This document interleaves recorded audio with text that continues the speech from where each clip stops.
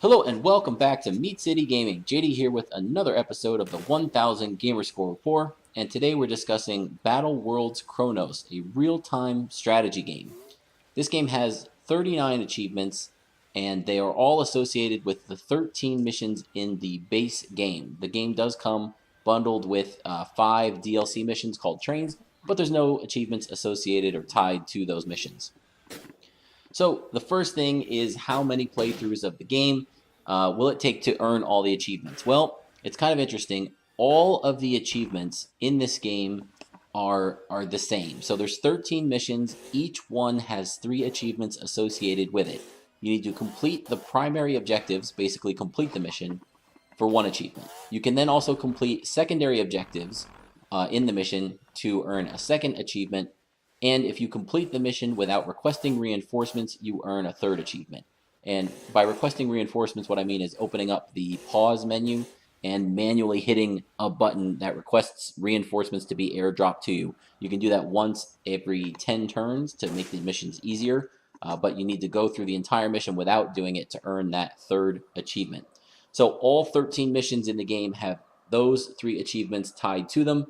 And so you can get 3 achievements for each of the 13 missions to get your total of 39 achievements and 1000 gamer score. So in terms of number of playthroughs, well, it only really requires 1 playthrough. And I was actually able to complete all 3 achievements for each mission in 1 playthrough of that mission, except for mission 12. And we'll get into that in a little bit more detail in a little bit. But there is a mission select. So if you get through a certain mission, maybe you did it completing the primary objectives, but you weren't able to complete the secondary objectives, then you can go back and complete the secondary objectives in a 2nd playthrough by picking the mission select, and then you'll get that achievement. You can break them up. You can do the primary objective without requesting reinforcements, get those 2 achievements, then you can go back and play through again and go for the secondary achievements, and you can request reinforcements throughout the playthrough to unlock that 3rd achievement.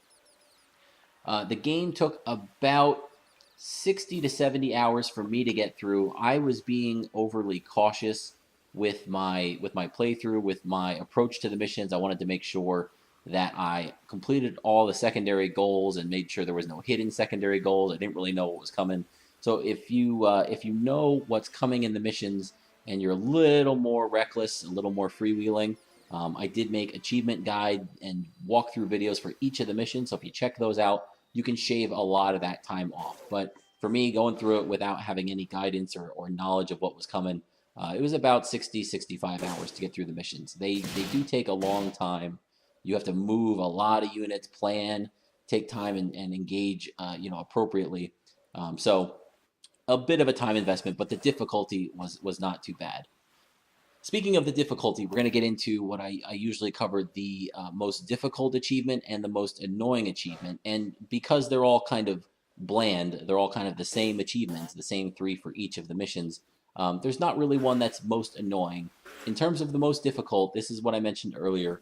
Mission 12, the second to last mission in the game, kind of has you defending 6 of the spaces on the map. They're hatches, and they tie into whatever's going on in the story. So you need to defend them. The primary objective is to defend 4 of those hatches. 4 of the 6 need to survive. The secondary objective is all 6 need to survive. And then, of course, you have the don't request reinforcements achievement. I was not able to figure out a way to do all 3 in 1 playthrough. All the other missions, I could do so easily, without much effort. I really racked my brain on this one, and after playing through it a couple times, trying some different approaches, I wasn't able to figure out something that would work. The enemies are too aggressive, they come from too many locations, and again, movement is restricted. You have units that can move 5 or 6 tiles in a turn, and the 6 hatches can be spaced apart 30 or 40 spaces. You don't have time to do everything you need to do in the mission. So what I did is I broke that one into 2. I ran through it once, completing the primary objective and not using any reinforcements. Then I went back and played it a 2nd time. I requested the reinforcements whenever I could, and I was able to complete the secondary objective by protecting all 6 hatches. But it was still tough. It was still like skin of my teeth, a turn away from defeat for each of those 2 runs. So check out my video guides, my achievement guides for Mission 12, if you want a little help getting through those. I think they'll save you some time and point you in the right direction for those. But other than that, that was it. That was the worst part, the most challenging part. Everything else kind of made sense. The game has some interesting mechanics, and if you understand those mechanics and you use them to your advantage, you can kind of get through these things. They're like little puzzles, and you can solve them, and you'll be able to get all these achievements without too much effort. So the difficulty's not too bad. Again, Mission 12 is the one tough one. Other than that, not too bad. So my final score for this game is I'm going to give it a 9 out of 10. The achievements are straightforward.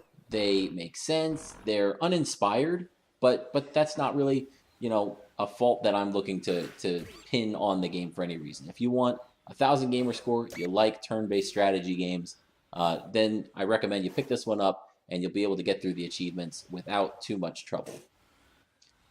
So hopefully you guys enjoyed this. If you did, feel free to give a like to the video. And as always, feel free to subscribe to Meat City Gaming for future content. Thank you for joining me, and I'll see you next time.